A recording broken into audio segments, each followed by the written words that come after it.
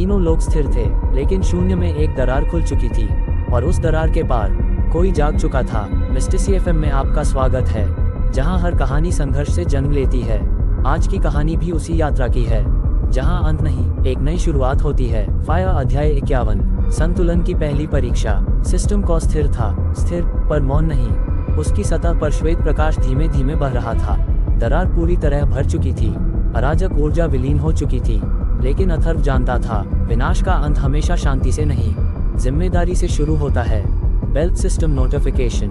नई संरचना सक्रिय, संतुलन रक्षक समेकित। अब आवाज बाहर से नहीं आ रही थी, वह उसके भीतर थी, क्योंकि अब वह सिस्टम से जुड़ा नहीं था, वह सिस्टम की धड़कन के साथ धड़क रहा था। आउटर यूनिवर्स में तारे स्थिर थे, लेकिन अचानक एक तारा झिलमिलाया, सिर्फ एक क्षण के लिए, फिर दूसरा, फिर तीसरा। ये टूटन नहीं थी, ये पुनर्रेखण था। जब कौ की संरचना बदलती है, तो ब्रह्मांड अपने नियम फिर से गिनता है। अथर्व ने अपनी चेतना फैलाई, उसे हर नियम की रेखा दिख रही थी, हर ऊर्जा का प्रवाह, हर संभावित परिणाम। और तभी उसे एक हल्का कंपन महसूस हुआ। यह अराजकता नहीं थी, ये शेष प्रभाव था। कौ के भीतर, जहां वह अब विस्तृत था, एक सूक्ष्म अंधेरा बिंदु बचा हुआ था, न सक्रिय, न खतरनाक, पर मौजूद। अथर्व ने उसे छुआ, और उसी क्षण उसे दृश्य दिखे। अराजक सत्ता पुनर्तः नष्ट नहीं हुई थी, वह संरचना में विलीन हो गई थी। वह बाहर से हमला नहीं कर सकती थी, लेकिन भीतर संभावनाओं के रूप में मौजूद थी। तो यह समाप्ति नहीं थी।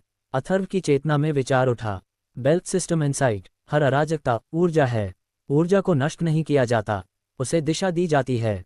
अथर्व शांत रहा, वह अब समझ चुका था, संतुलन का अर्थ विरोध मिटाना नहीं, विरोध को नियंत्रित करना है। अचानक कौ टेम्पल की आंतरिक संरचना बदलने लगी। ऊर्जा नगरी, जो पहले उसकी निजी चेतना का हिस्सा थी, अब सिस्टम कौ के साथ पूर्ण रूप से जुड़ चुकी थी। लेकिन कुछ अलग था। नगरी के केंद्र में एक नया स्तंभ उभर रहा था, श्वेत नहीं, काला नहीं, धूसर, संतुलित। Belt system notification. नई ऊर्जा परत सक्रिय, स्रोत, पूर्व अराजक अवशेष। स्थिति, निगरानी में। अथर्व ने गहराई से महसूस किया, ये वही ऊर्जा थी जो पहले विनाश चाहती थी, अब वह दिशा की प्रतीक्षा कर रही थी। आउटर यूनिवर्स में अचानक एक लहर फैली। दूर स्थित एक नक्षत्र में दो ऊर्जा धाराएं टकराईं। पहले वे अलग रहती थीं, अब वे जुड़ना चाहती थीं। संतुलन का प्रभाव फैल रहा था, लेकिन संतुलन जब फैलता है, तो पुराने ढांचे हिलते हैं। अचानक सिस्टम में कंपन उठा। बेल्ट सिस्टम अलर्ट, अनियोजित समेकन। दो स्वतंत्र संरचनाएं विलय का प्रयास कर रही हैं। अथर्व ने तुरंत ध्यान केंद्रित किया। उसे दिखा, ब्रह्मांड के किनारे पर दो लोक संरचनाएं, जो पहले अलग नियमों से चलती थीं, अब एक दूसरे में समाहित होना चाहती थीं। यदि वे बिना संतुलन के जुड़तीं, तो नया असंतुलन जन्म लेता। यह उसकी पहली परीक्षा थी। अब वह तलवार लेकर नहीं लड़ सकता था, अब उसे नियमों के बीच निर्णय लेना था। उसने अपनी चेतना दोनों लोकों के बीच फैलाई। एक लोक गति पर आधारित था, दूसरा स्थिरता पर। गति स्थिरता को तोड़ती है, स्थिरता गति को रोकती है। दोनों का विलय विस्फोट बन सकता था। विलय रोको, उसके भीतर प्रश्न उठा, लेकिन रोकना क्या संतुलन है, या दिशा देना संतुलन है? अथर्व ने तीसरा मार्ग चुना। उसने दोनों लोकों के बीच एक मध्य परत बनाई, जहां गति धीरे हो सके, जहां स्थिरता लचीली हो सके। ऊर्जा टकराए, क्षण भर के लिए पूरा क्षेत्र चमक उठा। आउटर यूनिवर्स में कई तारे मंद पड़ गए, लेकिन फिर नई संरचना स्थिर हो गई। दोनों लोग अब जुड़े थे, पर नियंत्रित रूप में। Belt system notification. समेकन सफल, संतुलन स्थिर। संतुलन रक्षक की पहली हस्तक्षेप पूर्ण। अथर्व शांत रहा, लेकिन उसी क्षण कौ के भीतर वह धूसर स्तंभ थोड़ा गहरा हो गया। अराजक ऊर्जा अब निष्क्रिय नहीं थी, वह हर निर्णय के साथ विकसित हो रही थी। उसे एहसास हुआ, हर संतुलन निर्णय अराजक ऊर्जा को दिशा देता है। यदि वह कभी गलत निर्णय ले, तो वही ऊर्जा फिर विद्रोह बन सकती है।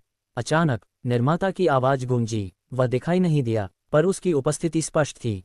अब समझे, अथर्व शांत स्वर में बोला। संतुलन स्थायी अवस्था नहीं, निरंतर निर्णय है, और हर निर्णय में जोखिम है। हल्की हंसी गूंजी। अब तुम विद्यार्थी नहीं रहे। कौ की गहराई में वह सूक्ष्म अंधेरा बिंदु धीरे से धड़कने लगा। धक, ये खतरा नहीं था, ये स्मरण था। अराजकता अब शत्रु नहीं, आंतरिक तत्व थी। अध्याय 51 का अंतिम क्षण। आउटर यूनिवर्स में एक नया तारा जन्मा। उसकी रोशनी अलग थी, न पूर्ण श्वेत, न पूर्ण अंधकार, धूसर चमक, संतुलित। अथर्व ने महसूस किया, उसकी यात्रा समाप्त नहीं हुई। अब हर ब्रह्मांडीय परिवर्तन उसकी जिम्मेदारी है। Belt system notification. अगली परीक्षा निकट है। स्रोत, अज्ञात क्षेत्र। और उसी क्षण ब्रह्मांड के दूर किनारे पर एक ऐसा क्षेत्र चमका जो पहले कभी सिस्टम में दर्ज नहीं हुआ था। संतुलन रक्षक की असली परीक्षा अब शुरू होने वाली थी। अज्ञात क्षेत्र की पुकार। ब्रह्मांड के दूर किनारे पर जो क्षेत्र चमका था वह अब स्थिर नहीं था, वह फैल रहा था आउटर यूनिवर्स की संरचना में, जैसे किसी ने हल्की स्याही गिरा दी हो। लेकिन वह अंधकार नहीं था, वह अनिर्धारित ऊर्जा थी। बेल्ट सिस्टम अलर्ट, क्षेत्र पहचान से बाहर, डेटा अनुपलब्ध, सीधा अवलोकन अनुशंसित। अथर्व ने महसूस किया ये सामान्य विक्षोभ नहीं है। जब वह केवल विद्यार्थी था सिस्टम उसे मार्ग दिखाता था, अब सिस्टम उससे दिशा मांग रहा था।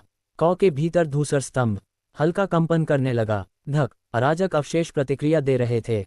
क्या यह उसी ऊर्जा का विस्तार था या कुछ और? अथर्व ने अपनी चेतना उस अज्ञात क्षेत्र तक फैलाई। जैसे ही उसने उसे छुआ उसके भीतर एक झटका दौड़ गया। वहां नियम नहीं थे, वहां संरचना नहीं थी, वहां संभावना थी। दृश्य बदल गया। वह स्वयं को एक रिक्त विस्तार में खड़ा महसूस करने लगा। न तारे, न लोक, न ऊर्जा धाराएं, सिर्फ संभावित रेखाएं जो अभी बनी नहीं थीं। और उन्हीं रेखाओं के बीच एक आकृति उभरी। वह अराजक सत्ता जैसी नहीं थी, वह शांत थी। तुमने संतुलन चुना, उसने कहा, और तुम कौन हो? मैं वह हूं जो संतुलन से पहले था। मौन। Belt system attempting classification. Data असफल। अथर्व समझ गया ये सिस्टम से पुरानी ऊर्जा है। यह अराजकता नहीं, यह मूल संरचना है। तुम यहाँ क्यों प्रकट हुए? अथर्व ने पूछा। आकृति मुस्कुराई। क्योंकि तुमने कौ को पूर्ण किया। जब संरचना पूर्ण होती है तो उससे बाहर छूटे तत्व जागते हैं। आउटर यूनिवर्स में कुछ तारे मंद पड़ गए। दो लोगों के बीच ऊर्जा प्रवाह धीमा हो गया। संतुलन डगमगाया नहीं पर सतर्क हो गया। क्या तुम खतरा हो? आकृति ने सिर हिलाया। खतरा वह होता है जो दिशा के बिना बढ़े। मैं दिशा से पहले की अवस्था हूँ। अथर्व ने धूसर स्तंभ को महसूस किया। वह तेजी से धड़क रहा था। यह ऊर्जा उसी से जुड़ी थी। यदि मैं तुम्हें स्वीकार करूं तो क्या होगा? सिस्टम बदलेगा। और यदि अस्वीकार करूं सिस्टम अधूरा रहेगा। ये पहली बार था जब निर्णय केवल संतुलन का नहीं, विकास का था। अथर्व ने अपनी चेतना फैलाई। उसने कौ, लोगों, तारों, ऊर्जा धाराओं सबको महसूस किया। सिस्टम स्थिर था, लेकिन स्थिरता का अर्थ ठहराव नहीं होना चाहिए। उसने कहा, मैं तुम्हें स्वीकार करता हूं, पर नियमों के साथ। आकृति की आंखों में चमक आई। नियम तुम बनाओगे? नहीं, अथर्व बोला, हम मिलकर बनाएंगे। क्षण भर में वह आकृति प्रकाश में बदल गई और सीधे कौ की ओर प्रवाहित हुई। आउटर यूनिवर्स कांप उठा। Belt system critical update. नई मूल परत एकीकृत। संरचना पुनर्संतुलन प्रारंभ। कौ के भीतर धूसर स्तंभ विभाजित होकर दो धाराओं में बढ़ गया, एक स्थिर, एक गतिशील। अब संतुलन स्थिर और परिवर्तनशील दोनों था। अचानक ब्रह्मांड के किनारे पर नया क्षेत्र आकार लेने लगा। ये लोक नहीं था, यह नियमों के बनने का स्थान था, जहां संभावनाएं पहले जन्म लेती थीं, फिर संरचना पाती थीं। Belt system notification. नई परिभाषा स्थापित। उत्पत्ति क्षेत्र। संतुलन रक्षक को प्राथमिक नियंत्रण प्राप्त। अथर्व ने गहरी शांति महसूस की। अब उसे समझ आया, वह केवल संरक्षक नहीं, वह विकास का मार्गदर्शक है। लेकिन जैसे ही स्थिरता लौटने लगी, उत्पत्ति क्षेत्र के किनारे एक सूक्ष्म दरार उभरी, बहुत छोटी, पर वही जो कभी सिस्टम कौ में थी। धक, धूसर स्तंभ फिर धड़क उठा। अध्याय का अंतिम क्षण। अथर्व ने उस दरार को देखा। वह जानता था, हर पूर्णता एक नए प्रश्न को जन्म देती है। और अब प्रश्न था, क्या उत्पत्ति क्षेत्र स्वयं एक नई अराजकता का बीज बनेगा? Belt system warning. अनिश्चित भविष्य। संतुलन रक्षक तैयार था, लेकिन ब्रह्मांड अब पहले जैसा नहीं रहा। फायर जारी रहेगा। फायर। मूल केंद्र की गहराई। उत्पत्ति क्षेत्र के किनारे उभरी वह सूक्ष्म दरार अभी भी वहीं थी, बहुत छोटी, लगभग अदृश्य। लेकिन संतुलन रक्षक की चेतना से कुछ छुपा नहीं रहता। अथर्व ने महसूस किया, ये वही प्रकार की दरार थी जो कभी मूल केंद्र में उभरी थी। फर्क बस इतना था, तब दरार अराजकता से बनी थी, अब संभावना से। मूल केंद्र स्थिर था, उसकी सतह पर श्वेत और धूसर ऊर्जा धीमे प्रवाह में एक दूसरे के साथ संतुलित थीं। अब वह केवल नियमों का गोला नहीं था, वह जीवित संरचना था। और उस जीवित संरचना की धड़कन अथर्व के भीतर भी गूंज रही थी। धक धक। लेकिन उत्पत्ति क्षेत्र की दिशा से एक अलग कंपन आ रहा था, हल्का पर लगातार। बेल्ट मूल केंद्र संकेत। नव निर्माण प्रक्रिया अस्थिर। उत्पत्ति क्षेत्र में अनिर्धारित प्रवाह। अब कोई कठोर सिस्टम नोटिफिकेशन नहीं था। भाषा भी बदल गई थी, क्योंकि अब आदेश नहीं, संवाद हो रहा था। अथर्व ने अपनी चेतना उस दरार तक पहुंचाई। जैसे ही उसने उसे छुआ, उसे एहसास हुआ, दरार बाहर की ओर नहीं खुल रही थी, वह भीतर जा रही थी। उत्पत्ति क्षेत्र के अंदर एक खाली परत थी, जहां नियम बनने से पहले संभावनाएं आकार लेती थीं। लेकिन अभी वहां संभावनाएं टकरा रही थीं। दृश्य बदल गया। अथर्व ने देखा, असंख्य ऊर्जा रेखाएं एक दूसरे से आगे निकलने की कोशिश कर रही थीं। कोई पहले नियम बनना चाहता था, कोई पहले लोक बनना चाहता था, कोई पहले चेतना। यह अराजकता नहीं थी, यह अधीरता थी। तो यही है विकास की कीमत। अथर्व ने भीतर सोचा। मूल केंद्र स्थिर था, पर उत्पत्ति क्षेत्र स्वतंत्र, और स्वतंत्रता जब दिशा के बिना बढ़ती है तो दरार जन्म लेती है। अचानक एक ऊर्जा रेखा बाकी से तेज चमकी। वह सीधे दरार की ओर बढ़ी। अगर वह बिना संतुलन के बाहर आए तो नया असंतुलन बनेगा। अथर्व तुरंत उसके सामने प्रकट हुआ।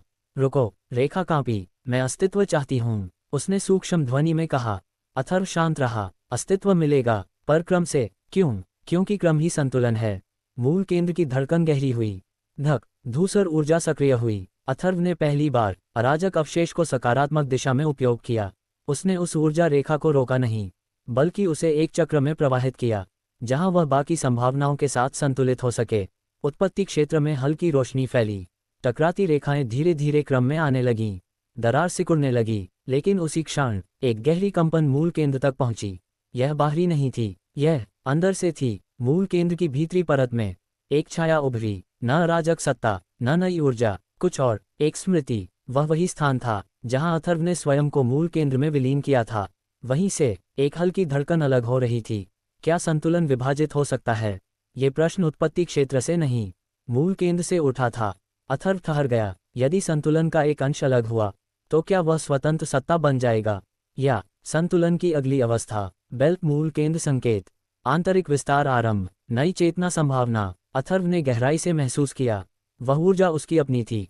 जब उसने स्वयं को मूल केंद्र में विलीन किया, उसकी चेतना का एक अंश अब स्वतंत्र आकार ले रहा था। उत्पत्ति क्षेत्र की दरार लगभग बंद हो चुकी थी, लेकिन अब प्रश्न बड़ा था। क्या संतुलन रक्षक अकेला रहेगा, या संतुलन स्वयं नई चेतना उत्पन्न करेगा? अचानक मूल केंद्र के भीतर एक प्रकाश बिंदु स्पष्ट हुआ। धीरे धीरे वह आकार लेने लगा। न पूर्ण मानव, न पूर्ण ऊर्जा, एक संतुलित रूप। उसने आंखें खोलीं और पहली ध्वनि निकली, मैं कौन हूँ? अथर्व ने उसे देखा। उसने महसूस किया, यह अराजकता नहीं, यह विभाजन नहीं, यह विस्तार है। अध्याय का अंतिम क्षण। मूल केंद्र स्थिर था, उत्पत्ति क्षेत्र संतुलित, दरार बंद। लेकिन अब संतुलन केवल अथर्व नहीं था, उसकी चेतना से नई चेतना जन्म ले चुकी थी। और ब्रह्मांड पहली बार दो धड़कनों की गूंज सुन रहा था। धक धक, फायर जारी रहेगा, फायर। दूसरी धड़कन। मूल केंद्र के भीतर वह नवजन्मी चेतना स्थिर खड़ी थी। उसका आकार पूर्ण नहीं था, जैसे प्रकाश और धूसर ऊर्जा मिलकर एक संतुलित आकृति बना रहे हों। उसने फिर पूछा, मैं कौन हूँ? उसकी आवाज़ कंपन नहीं थी, वह धड़कन थी। धक, और उसी क्षण मूल केंद्र की मूल धड़कन ने उत्तर दिया। धक, दो तरंगें, एक स्रोत। अथर्व ने उसे ध्यान से देखा। वह उसकी प्रतिछाया नहीं था, न उसका विभाजन, वह संतुलन का प्रतिफल था। जब कोई चेतना स्वयं को नियमों में विलीन करती है, तो नियम भी उत्तर में नई चेतना गढ़ते हैं। तुम उत्पत्ति हो, अथर्व ने शांत स्वर में कहा। उत्पत्ति? हाँ, मैं संतुलन हूँ। तुम संभावना का संतुलन हो।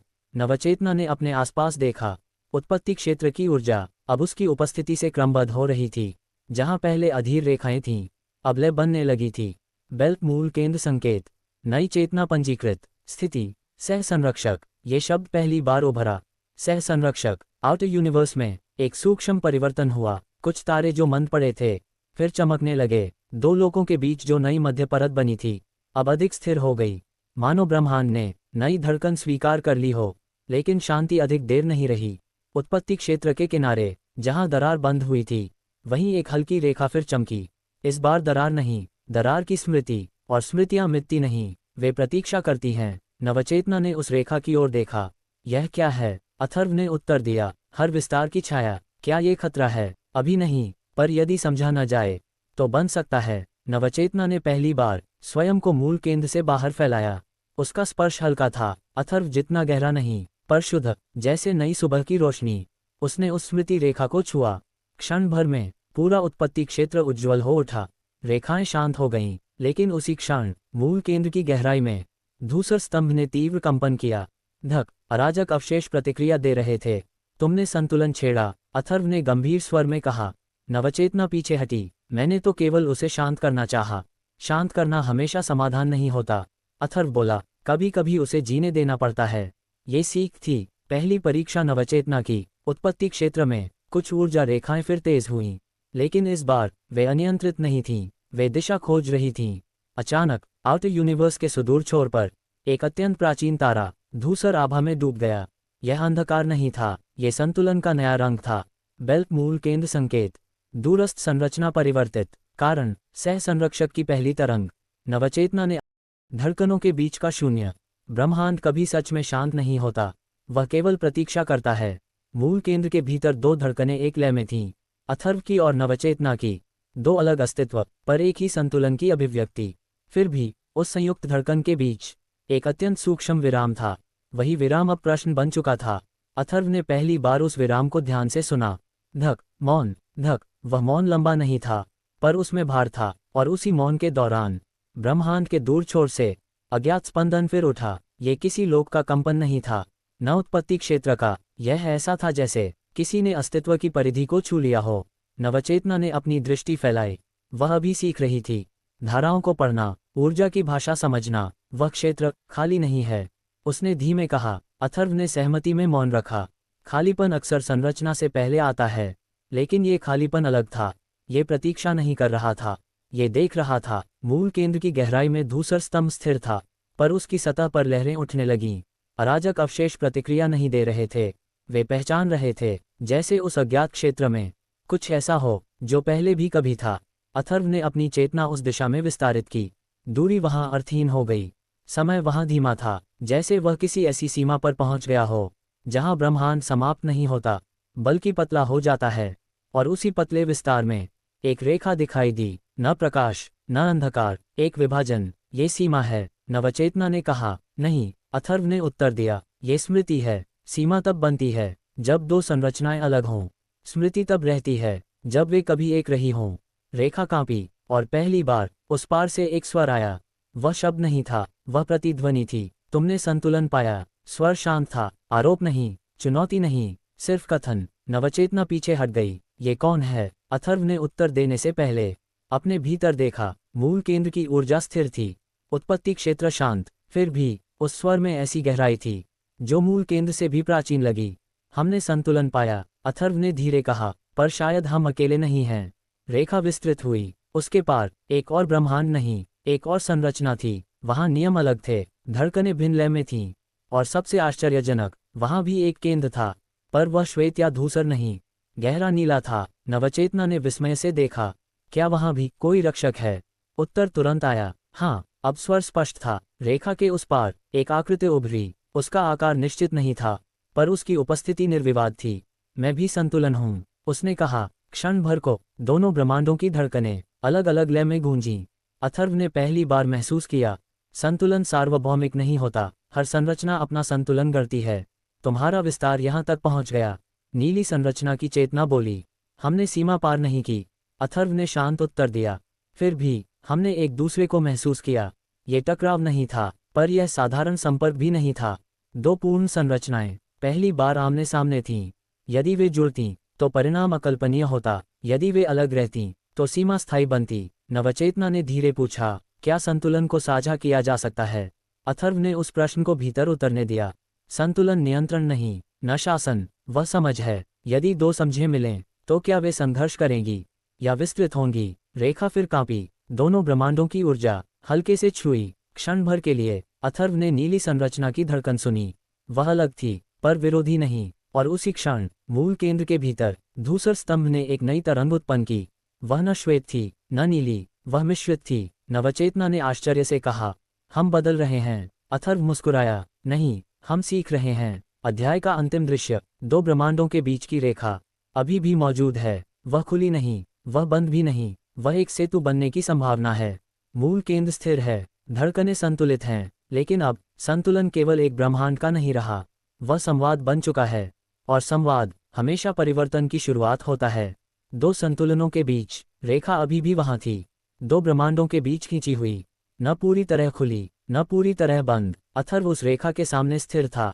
उसके भीतर मूल केंद्र की धड़कन लय में थी, और उसके साथ नवचेतना की नई कोमल तरंग। रेखा के उस पार नीली आभा धीरे धीरे गहरी हो रही थी। वहां का संतुलन अलग था, वहां की धड़कनें लंबी थीं, जैसे समय वहां थोड़ा अधिक धैर्यवान हो। नीली चेतना फिर प्रकट हुई। इस बार उसका आकार पहले से स्पष्ट था। ऊर्जा की धाराओं से बना एक मानवीय आभास, पर सीमाओं से मुक्त। तुम सीमा तक क्यों आए? उसने पूछा। अथर्व ने शांत स्वर में उत्तर दिया, हम सीमा तक नहीं आए, सीमा स्वयं जागी। नीली चेतना कुछ क्षण मौन रही। उस मौन में गहराई थी, जैसे वह केवल शब्द नहीं, पूरे अस्तित्व को तौल रही हो। जब एक संतुलन पूर्ण होता है, वह बोली, तो वह अपनी प्रतिध्वनि खोजता है। नवचेतना ने ये सुना और हल्का कांप गई। वह अभी नहीं थी, लेकिन उसकी संवेदनशीलता तीव्र थी। क्या हम प्रतिध्वनि हैं? उसने धीरे से पूछा। नीली चेतना ने उसकी ओर देखा। नहीं, तुम परिवर्तन हो। रेखा अचानक हल्की चमकी। दोनों ओर की ऊर्जा एक क्षण के लिए स्पर्श कर गई। अथर्व ने उस स्पर्श में कोई आक्रमण नहीं महसूस किया, न जिज्ञासा, न भय, सिर्फ पहचान, जैसे दो नदियां दूर दूर बहती हुई पहली बार एक दूसरे की ध्वनि सुन लें। लेकिन ब्रह्मांड स्थिर नहीं रहता। जैसे ही दोनों संतुलनों का स्पर्श गहरा हुआ, दोनों ओर की संरचनाएं हल्की डगमगाईं। अथर्व के ब्रह्मांड में कुछ तारे अपनी कक्षा से सूक्ष्म विचलित हुए। नीले ब्रह्मांड में ऊर्जा की एक धारा तेज हो गई। ये टकराव नहीं था, पर संतुलन की आदत बदल रही थी। यदि हम और निकट आए, नीली चेतना बोली, तो दोनों संरचनाएं रूपांतरित होंगी। क्या वह विनाश होगा? नवचेतना ने पूछा। नहीं, अथर्व ने उत्तर दिया, विनाश तब होता है जब समझ न हो। वह कुछ क्षण शांत रहा, फिर आगे बोला, पर रूपांतरण हमेशा पीड़ा के साथ आता है। रेखा अब स्थिर नहीं थी, वह धड़क रही थी। दो लयों के बीच एक तीसरी लय जन्म ले रही थी।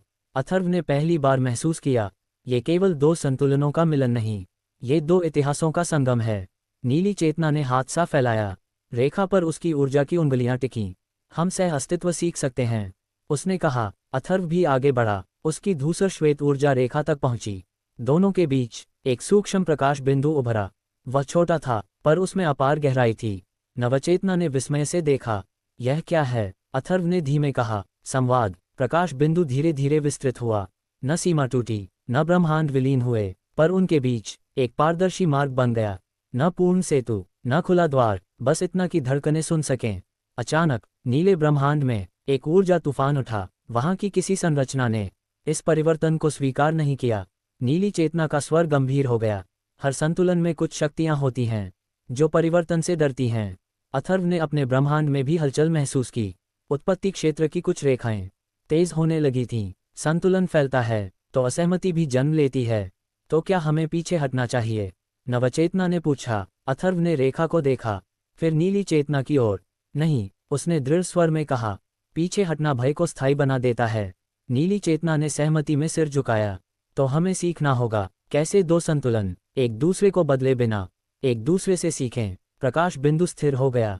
दोनों ब्रह्मांड अपनी अपनी लय में लौट आए, पर अब वे अनजान नहीं थे। रेखा अब सीमा नहीं, स्मरण थी। अंतिम दृश्य। अथर्व मूल केंद्र में लौट आया, नवचेतना उसके साथ। दोनों की धड़कनें शांत थीं, पर गहरी। दूर उस पार नीली चेतना भी स्थिर थी। अब तीन धड़कनें थीं, दो ब्रह्मांडों में, और एक उनके बीच जन्मी।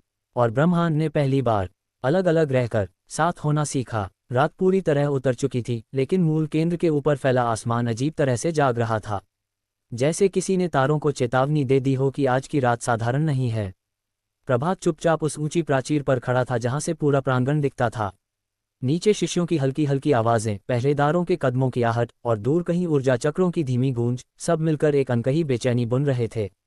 अध्याय 50 के अंत में जो हुआ था, मंत्र चक्र का अचानक टूट जाना और मन कलेक्टर की छाया का मूल केंद्र की दीवारों तक पहुंच जाना, वह अभी भी प्रभात की नसों में धड़क रहा था। उसे पता था, ये बस शुरुआत थी। तुम यहाँ अकेले क्यों खड़े हो? पीछे से अनंत की आवाज आई। वही अनंत जिसे सब अनंत पथ सिस्टम का विद्यार्थी कहते थे।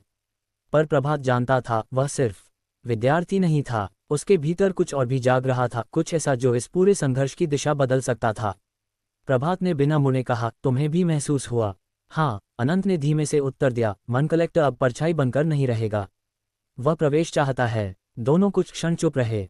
हवा में हल्की ठंडक थी, लेकिन उसके भीतर एक तपिश थी, जैसे कोई अदृश्य शक्ति मूल केंद्र की नींव को परख रही हो।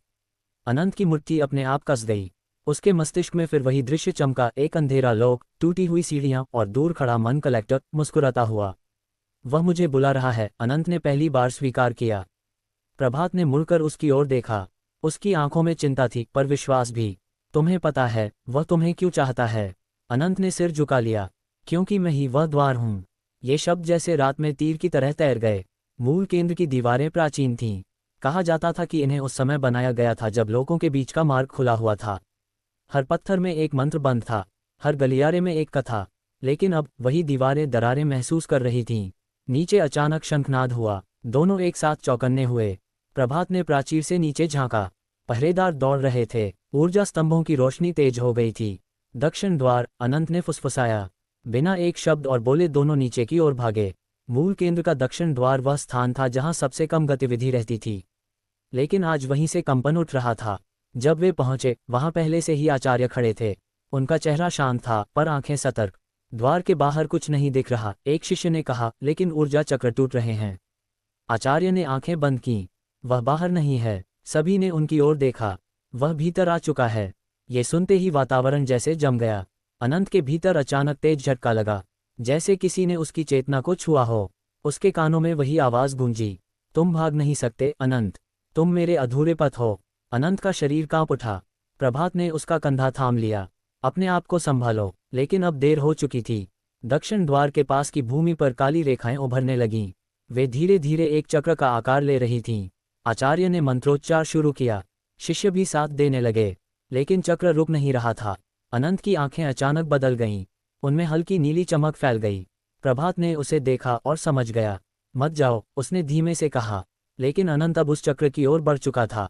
हर कदम के साथ उसका शरीर हल्का हो रहा था, जैसे वह धरती से जुड़ा नहीं रहा। मन कलेक्टर की आकृति धीरे धीरे उस चक्र के भीतर उभरने लगी। कोई ठोस शरीर नहीं, बस एक गहरी धुंधली परछाई। तुम आ ही गए, वह स्वर गूंजा। आचार्य ने मंत्र और तेज किया, पर मन कलेक्टर हंसा। तुम लोग दीवारों से लड़ते हो, मैं मन से लड़ता हूँ। अनंत चक्र के ठीक सामने खड़ा था। तुम क्या चाहते हो, उसने पूछा। संतुलन, मन कलेक्टर ने उत्तर दिया। तुम्हारे भीतर जो है वही मेरे लोक का द्वार है। तुम आए बिना ये संघर्ष खत्म नहीं होगा। प्रभात ने बीच में कदम बढ़ाया। वह कहीं नहीं जाएगा, पर अनंत ने हाथ उठाकर उसे रोका। अगर मैं नहीं गया तो यह मूल केंद्र हर रात ऐसे ही कांपेगा, उसने शांत स्वर में कहा। आचार्य की आंखें एक क्षण के लिए नर्म पड़ीं। ये तुम्हारा निर्णय है अनंत। कुछ क्षण की चुप्पी, फिर अनंत ने एक लंबी सांस ली। मैं जाऊंगा। जैसे ही उसने ये कहा, चक्र की रेखाएं तेज हो गईं। प्रभात का दिल जोर से धड़कने लगा। मैं भी साथ चलूंगा। मन कलेक्टर की परछाई ठहर गई। दो द्वार, ये तो और रोचक होगा। आचार्य ने आगे बढ़कर दोनों के माथे पर हाथ रखा। याद रखो, तुम मूल केंद्र के विद्यार्थी हो। जहां भी जाओ, यह ऊर्जा तुम्हारे साथ रहेगी। चक्र अब पूरी तरह सक्रिय था। हवा भारी हो चुकी थी। अनंत ने प्रभात की ओर देखा। जो भी हो, पीछे मत देखना। और अगले ही क्षण दोनों उस काले चक्र के भीतर समा गए। रोशनी का एक तेज विस्फोट हुआ। दक्षिण द्वार के सामने की भूमि फिर से शांत हो गई। शिष्य स्तब्ध खड़े थे। आचार्य ने आंखें बंद कीं। अब खेल लोगों के पार होगा। उधर अनंत और प्रभात ने जब आंखें खोलीं तो वे किसी और ही स्थान पर खड़े थे। आसमान लाल था, धरती फटी हुई, और दूर एक विशाल संरचना जो मूल केंद्र जैसी ही दिखती थी, लेकिन विकृत। ये, प्रभात ने कहा, यह उसका लोक है। अनंत ने उत्तर दिया। मन कलेक्टर की परछाई उस संरचना के शीर्ष पर प्रकट हुई। स्वागत है, उसने कहा। यहाँ तुम समझोगे कि अंत और आरंभ में फर्क कितना कम होता है। अनंत ने चारों ओर देखा। उसे महसूस हुआ, ये जगह अजनबी नहीं है, जैसे वह पहले भी यहाँ आ चुका हो, किसी और रूप में। प्रभात ने तलवार की ऊर्जा सक्रिय की। जो भी हो, हम इसे यहीं खत्म करेंगे। मन कलेक्टर फिर हंसा। खत्म नहीं, ये तो बस मध्य है। अचानक भूमि कांपी। विकृत संरचना के द्वार खुलने लगे। अंदर से अजीब आकृतियां निकलने लगीं, न पूरी तरह मनुष्य, न पूरी तरह छाया। अनंत ने अपनी आंखें बंद कीं। उसके भीतर अनंत पथ सिस्टम की ऊर्जा जाग उठी। नीली रोशनी उसकी नसों में दौड़ गई। प्रभात, उसने धीमे से कहा, यह युद्ध बाहर नहीं, भीतर भी होगा। और उसी क्षण पहला प्रहार हुआ। धरती फटी, आसमान गरजा। मूल केंद्र से दूर एक नए लोक में अनंत और प्रभात की परीक्षा शुरू हो चुकी थी। मौन का दूसरा दरवाजा। मूल केंद्र के उस विशाल प्रांगण में हवा जैसे ठहर सी गई थी। अनंत पथ सिस्टम के नीले वृत्त अब भी धीरे धीरे घूम रहे थे, लेकिन उनकी चमक पहले जैसी स्थिर नहीं थी। जैसे कोई अनदेखी उंगली उन्हें छूकर चली गई हो और पीछे एक बेचैनी छोड़ गई हो।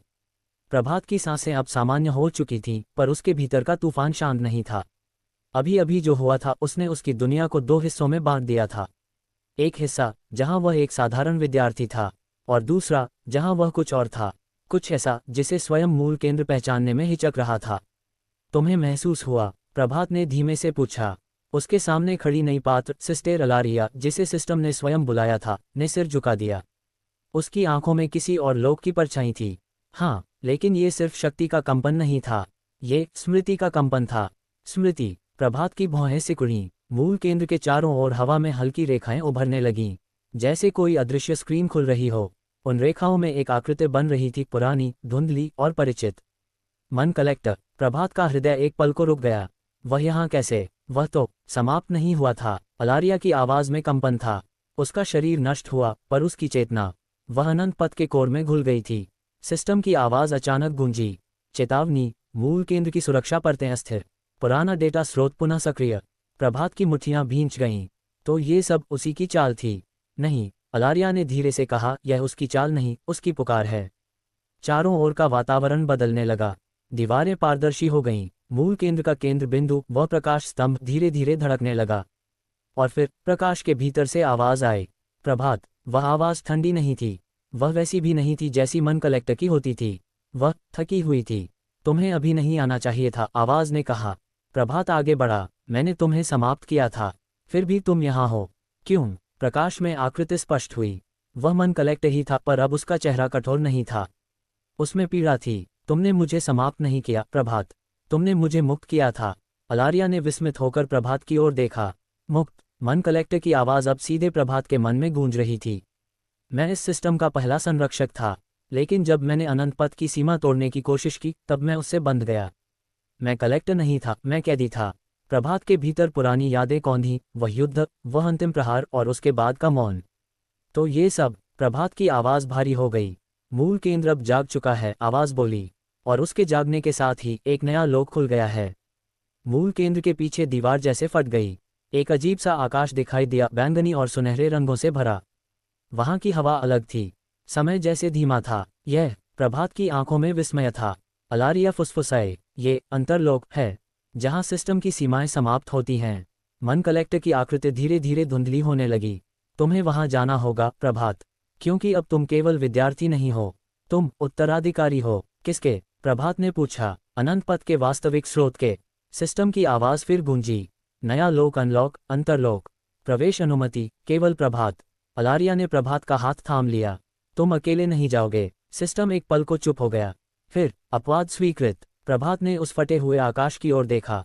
उसे डर नहीं था, लेकिन ये पहली बार था जब उसे लगा कि वह वास्तव में किसी अज्ञात दिशा में कदम रखने जा रहा है। उसने गहरी सांस ली। अगर मैं लौटा नहीं तो? उसने आधी मुस्कान के साथ पूछा। अलारिया की आंखें दृढ़ थीं। तो मैं तुम्हें ढूंढ लूंगी, चाहे लोग बदल जाएं। प्रभात ने सिर हिलाया। फिर वह आगे बढ़ा। जैसे ही उसने उस अंतरलोक की सीमा पार की, उसका शरीर प्रकाश में बदलने लगा। समय की धाराएं उसके चारों ओर घूमने लगीं। हर एक स्मृति, हर एक लड़ाई, हर एक हार जीत, सब एक साथ उसकी चेतना में उमड़ पड़ी। और फिर अचानक सब शांत हो गया। उसने आंखें खोलीं। वह एक विशाल मैदान में खड़ा था। आकाश काला था, पर तारों की जगह वहां चमकते हुए चिन्ह थे, जैसे कोड। दूर एक सिंहासन दिखाई दिया, और उस पर कोई बैठा था। वह प्रभात जैसा ही दिखता था, सिर्फ उसकी आंखें अलग थीं, गहरी, अनंत और भयावह रूप से शांत। स्वागत है, उस प्रतिरूप ने कहा। तुम्हें आने में देर हो गई। प्रभात का हृदय धड़क उठा। तुम कौन हो? वह मुस्कुराया। मैं वह हूं जो तुम बन सकते हो। हवा में कंपन हुआ। अनंत पथ का अंतिम स्तर, स्वयं से सामना। प्रभात ने महसूस किया, यह कोई बाहरी शत्रु नहीं था, यह उसकी ही छाया थी, उसकी वह संभावना जो शक्ति के साथ सब कुछ त्याग सकती थी।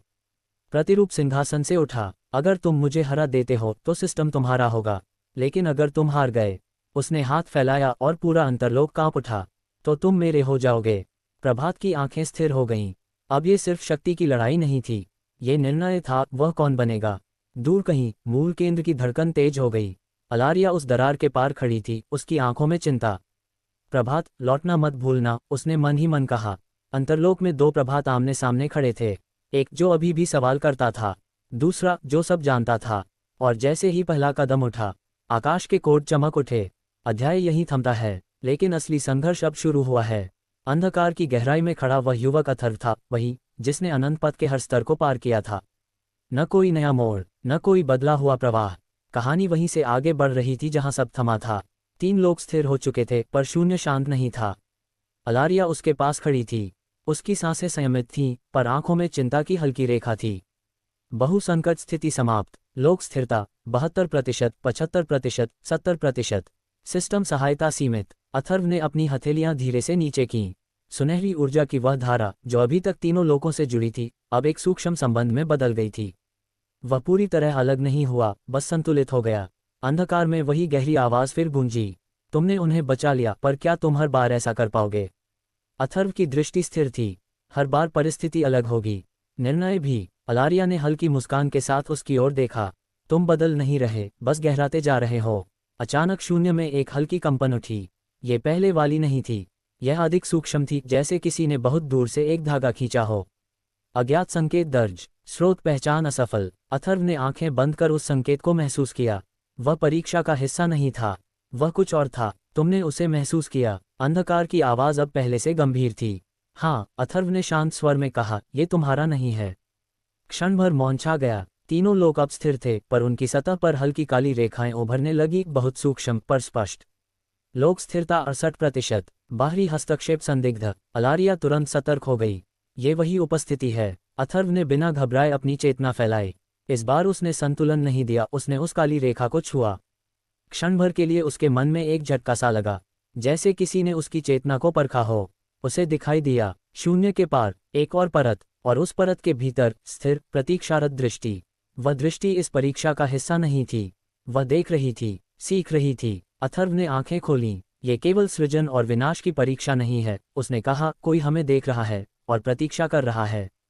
अंधकार कुछ क्षण मौन रहा, फिर बोला, अनंत पथ का इतिहास जितना तुम जानते हो उससे अधिक गहरा है।